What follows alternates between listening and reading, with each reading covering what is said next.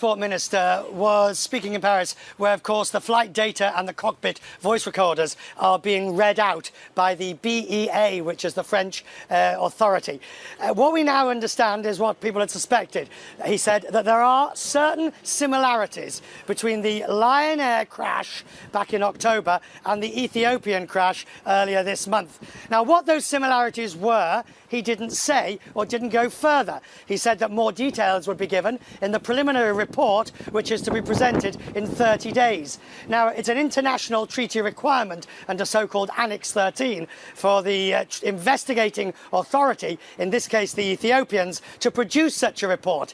The prelim report is usually quite simple. It gives you some very basic facts about what happened to the flight, what they know about it, but it also gives you a window into what the investigators believe might be the cause or the areas they're looking at. So, Frederica, most certainly tonight we're talking about these similarities, and by that I'm assuming those similarities are the pitch of the aircraft and the altitude variations that took place and the speed of both flights. The Ethiopian flight failed to gain speed very similarly to the other one. We await further details, but it is an important development. So then, Richard, does this raise more questions about why Boeing or the FAA or, the equivalency abroad, didn't ground this airline sooner just as a precaution? Yes, absolutely. Now, the FAA said back earlier in the week when they weren't grounding, there was no data. There was no hard data upon which they had reason to ground. But that's simply not true.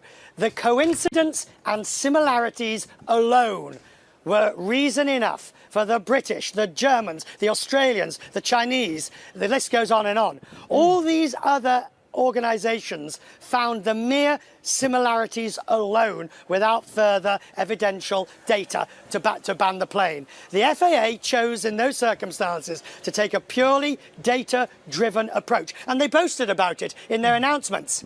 Well, there will be those who will say, no, they should have taken a common sense approach. And there was sufficient evidence for many reputable organisations to ban and to ground the planes. And the FAA should have been more open to the prospect of the similarity.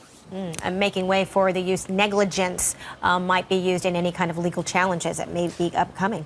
No, Richard, you don't think so? I wouldn't say. I'm not necessarily saying negligence, because they have a duty, and it's arguably. I think just common sense.